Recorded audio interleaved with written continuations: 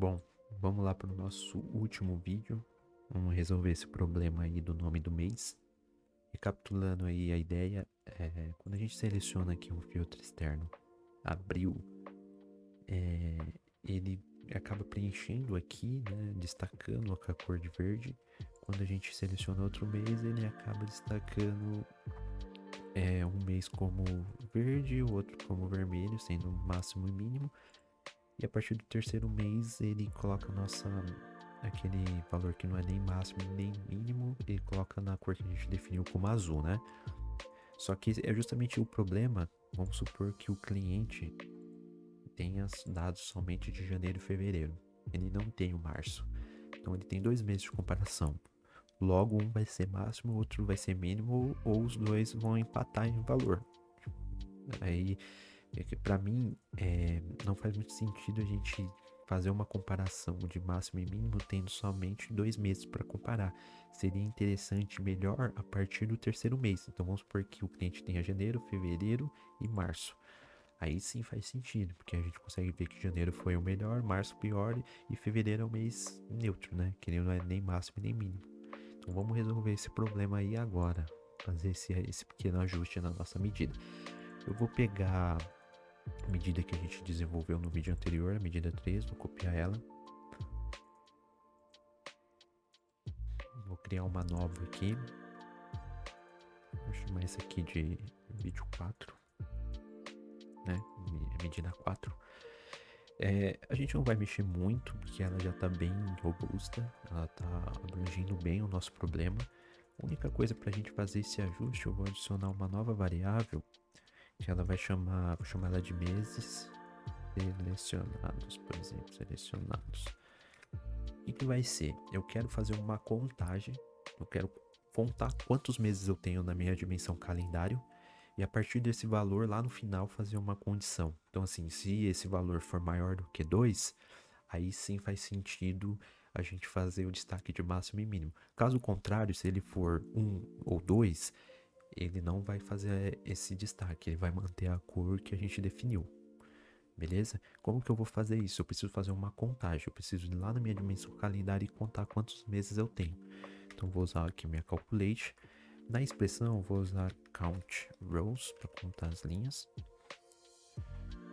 E para contar essas linhas, o que eu vou fazer? Eu vou sumarizar a minha tabela de dimensão calendário, minha de calendário. Vou agrupar por nome de mês. Beleza? Então estou sumarizando e fazendo essa contagem de linhas, né? Então eu agrego primeiro pelo nome do mês e depois eu conto quantas linhas agregadas eu tenho. Então, por exemplo, se na minha dimensão calendário desse cliente tiver de janeiro a dezembro, ele vai fazer uma agregação e vai contar as linhas que ele criou nessa tabela virtual. Então lá vão ter, esse resultado tem que ser 12.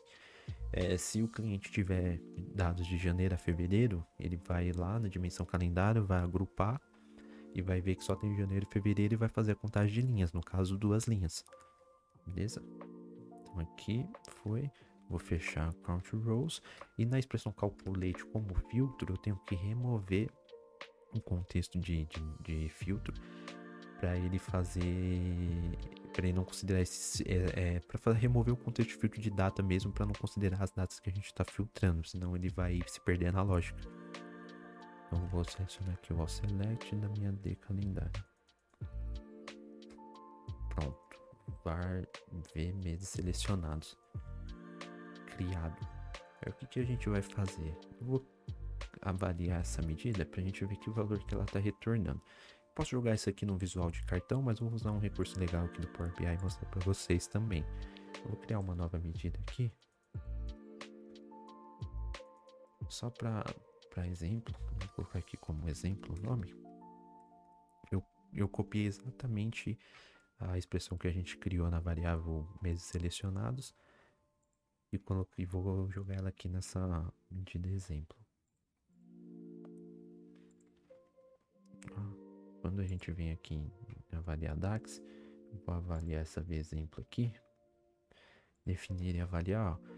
Quando a gente executa ela, ele traz aqui embaixo 12, que é exatamente o valor que a gente selecionou, né? Que a gente tem na decalendário, que são dados de janeiro a dezembro. Caso o cliente tenha aqui a sua base de dados tenha dados somente de janeiro a fevereiro, janeiro a março, ele vai contar de acordo com as linhas já agrupadas aqui na nossa dimensão calendário.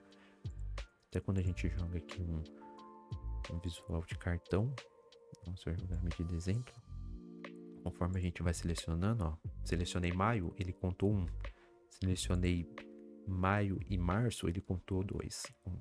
Selecionei maio, março e novembro, ele contou 3. Então é a partir do terceiro mês que a gente quer fazer o destaque de máximo e mínimo, que é o que a gente vai considerar na nossa lógica. Beleza? Então vamos lá, vamos voltar para nossa medida. Medida 4.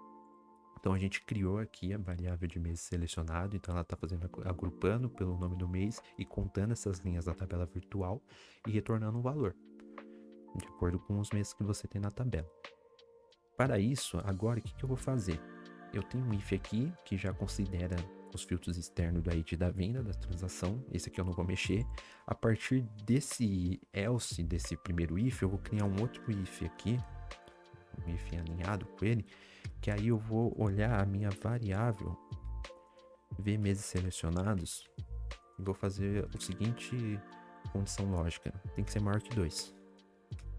Então assim, se os meus meses selecionados for maior do que 2, ele vai fazer o seguinte: ele vai fazer a nossa coloração condicional, que é exatamente o que já estava sendo feito, porque significa que se ele é maior que 2, essa base tem dados a partir do terceiro mês, então é maior do que 2. Aqui eu não vou mexer, eu acho que eu excluí sem querer aqui, né? Função switch. Então essa aqui, se for maior que 2, é o que eu quero. Agora o else, caso contrário, significa que essa base de dados que eu estou utilizando, ou você está utilizando, ela tem apenas 1 ou 2 meses, ou não tem nada, não tem meses nenhum aqui. Caso contrário, o que eu quero que ele faça? Eu quero que ele colore conforme a nossa cor padrão, que é essa aqui. Aí eu vou fechar esse if. Beleza? Então assim, primeiro o que ele vai fazer? Ele vai verificar a nossa variável se está filtrada. Se estiver filtrada, ele vai já parar aqui o if e não vai colorir, destacar máximo e mínimo. Se não está filtrado, ele vai olhar aqui a variável mês selecionado, vai ver se é maior que 2. Se for maior que 2, a gente faz a coloração no destaque. Caso contrário, a gente mantém a cor padrão, que é o que a gente está considerando aqui. Beleza? Vou dar um OK. Agora, eu vou aqui no nosso gráfico que a gente estava utilizando, eu vou agora considerar para a cor condicional de coluna a medida criada, porque a gente está usando a medida 3, usada no vídeo anterior. Eu vou limpar ela aqui. Eu vou utilizar agora a medida 4. Então assim, ele está funcionando normal. Quando a gente vai para os níveis de hierarquia aqui, ele funciona legal também, ó. Nome do mês, ano. Funciona bonitinho. Só que agora, quando a gente seleciona aqui o nome do mês, eu vou, por exemplo, selecionar aqui janeiro. Olha lá, ele não coloriu, igual estava colorindo. Que faz sentido, porque eu só tenho um mês. Um mês não dá para comparar com nenhum outro mês, então não faz sentido ele ser verde. Quando eu comparo janeiro e fevereiro, ele também não coloriu.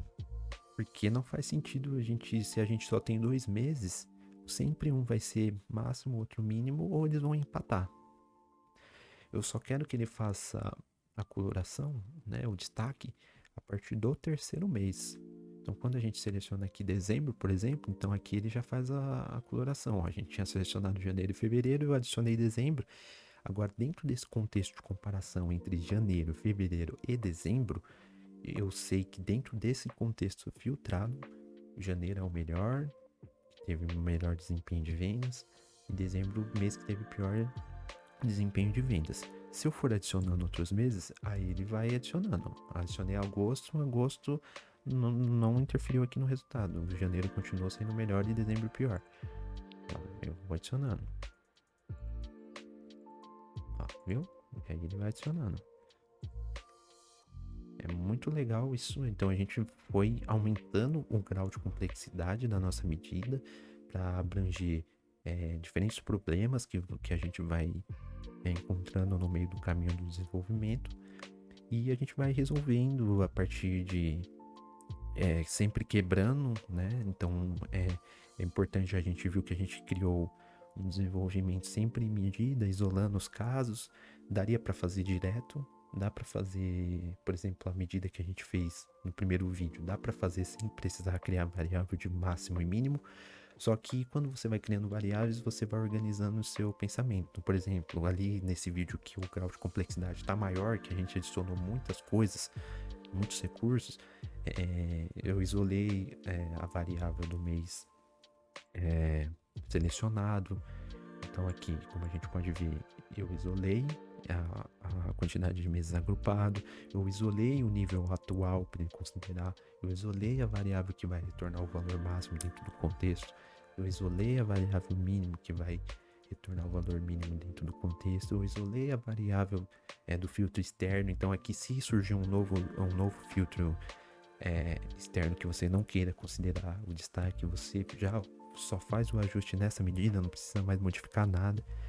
Então é sempre importante a gente ter essa organização ao criar uma lógica que envolve muitos detalhes. Beleza, pessoal? Espero que vocês tenham gostado do vídeo. Essa é a última série, então eu vou deixar o GitHub com o arquivo PBix na descrição do vídeo. Acessem lá, façam uns testes, fuçem o que for preciso lá, modifica, adiciona novos contextos e adicione também essas medidas nos seus projetos, que vai ser muito legal. Aí você me conta se deu tudo certo aí, beleza? Abração, até a próxima.